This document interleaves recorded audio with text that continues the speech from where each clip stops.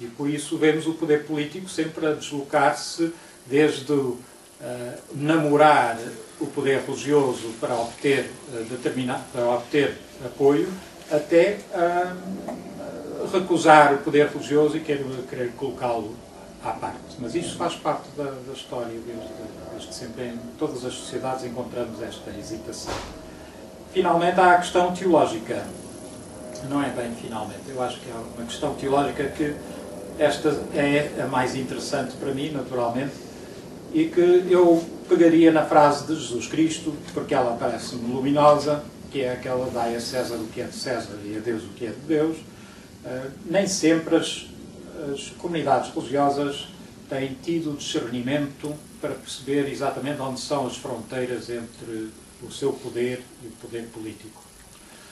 Como acontece ao contrário, também o poder político em relação à religião. Portanto, não, mas aqui no Ocidente, esta frase serviu de uma forma particular.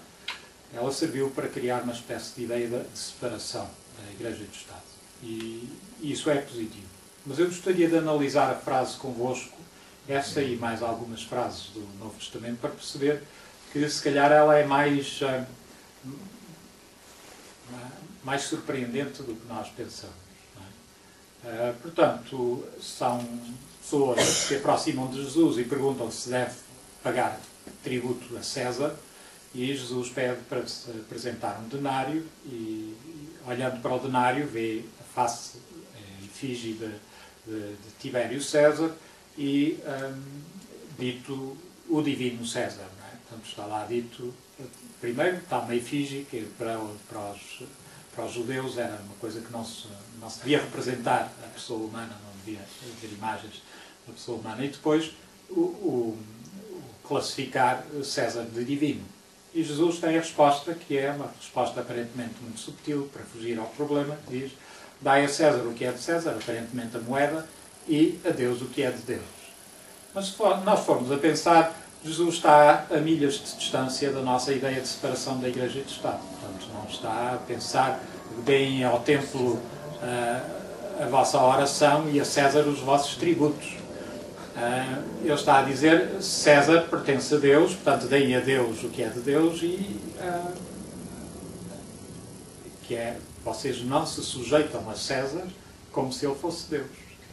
Isto vai ser um elemento marcante para a comunidade cristã nos primeiros tempos, portanto, de uma dissidência em relação à forma como o Império Romano procura manter uma hegemonia, que é através de culto prestado aos imperadores, e a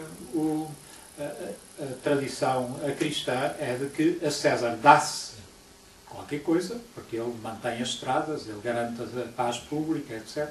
Já vos vou ler uma frase uma passagem de São Paulo, que vos há certamente de surpreender, se não a têm de memória. No entanto, vocês não estão subordinados ao Império como sendo o Império absoluto. Portanto, acima do Império está Deus. E o Império recebe o seu poder de Deus. E a questão é essa. Portanto, César está dependente de Deus. Como esteve David, como esteve Salomão, etc. Portanto, como esteve Ciro o Persa, não é? Era estrangeiro também, mas era instrumento de Deus para o bem do povo. Vou-vos ler a frase de São Paulo, mais do que uma frase, vários versículos, mas se calhar vale a pena. Submeta-se cada qual às autoridades constituídas, pois não há autoridade que não tenha sido constituída por Deus, e as que existem foram estabelecidas por Ele. Quem resiste, pois, à autoridade opõe-se à ordem estabelecida por Deus, e os que resistem atraem sobre si a condenação. Os governantes não são de temer quando se pratica o bem, mas quando se pratica o mal. Queres viver sem medo da autoridade? Pratica o bem, e terás a sua aprovação, pois ela é um instrumento de Deus para o bem. Sempre esta insistência.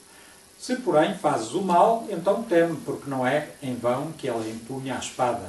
Portanto, é de facto um agente de Deus, justiceiro para o castigo daquele que faz o mal. Sublinho a frase seguinte: é necessário submeter-se não só por motivo do castigo, mas também por motivo de consciência. E depois uma frase que se calhar nós não diríamos hoje. É por isso também que vós pagais os impostos, porque se trata dos cobradores de impostos, de funcionários de Deus, que nisso mesmo servem. Pagai, pois, a todos o que lhe é devido. A quem se deve o imposto, a quem se deve a contribuição, a quem se deve a reverência, a quem se deve a honra. Não devais a ninguém coisa alguma, a não ser o amar-vos uns aos outros, pois quem ama o próximo cumpre a lei. Portanto, temos aqui esta noção que é muito interessante e que por vezes é esquecida, porque neste conflito entre Igreja e Estado está aqui uma ideia de que a Igreja, no fundo, seria a mediadora de Deus e da vontade de Deus, e o Estado é qualquer coisa de neutro nascido assim por acaso. Ora, isso não cabe num pensamento religioso. Para o pensamento de uma pessoa profundamente crente, não há dimensão da existência que esteja fora do alcance de Deus. Portanto, a grande questão é se na nossa concepção sobre a maneira como Deus intervém na sociedade existe espaço para haver diferença, para haver divergência, para haver o erro, para haver o pecado, eventualmente, da falha. E, portanto, como é que nós gerimos essa mundividência? E nós temos uma solução demasiado bipolar e demasiado simplista. Portanto, a Igreja representa o bem e Deus, o Estado representa qualquer coisa de neutro e muitas vezes em conflito com a Igreja. O que parece estar aqui presente nesta perspectiva do Novo Testamento é que César também é mediação daquilo que é, do nosso ponto de vista, Deus, mas poderia-se dizer é através de César que vem a gestão da coisa pública em ordem ao bem comum. Seria uma forma mais adequada de dizer. Portanto, se assim é, o problema é que temos instâncias que têm funções diferentes. A Igreja tem uma determinada função e uma determinada competência, a Igreja ou a mesquita, etc. E o Estado tem outra competência. Há que encontrar o equilíbrio para a gestão dessas competências. Aquilo que os americanos e os ingleses passaram a chamar de due process. Não é? Encontrar o processo pelo qual se gerem as relações entre estas comunidades de maneira a não se atropelarem mutuamente e poderem fazer convergir as suas competências e as suas capacidades para o bem público em geral. Isso está presente na concordata que foi recentemente assinada, portanto a concordata de 38, não é? A anterior. Era uma concordata de separação, portanto, de garantir a autonomia da Igreja. Esta concordata foi definida em termos de cooperação. Portanto, a ideia é da cooperação. Ou seja, que o Estado e as comunidades religiosas, neste caso a Igreja, foi ela que negociou, negociam. Portanto, não é uma lei de liberdade religiosa, o peso está do lado do Estado e o Estado decide o que é que vai conceder às religiões. Conversa com elas, mas concede-lhes.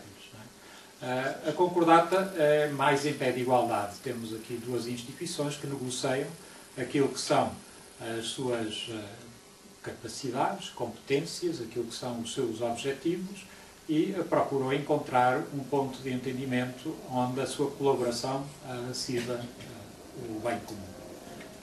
Se isso funciona ou não, já é outra questão. Agora, que é esse o objetivo, e creio que eu ficaria então por aí.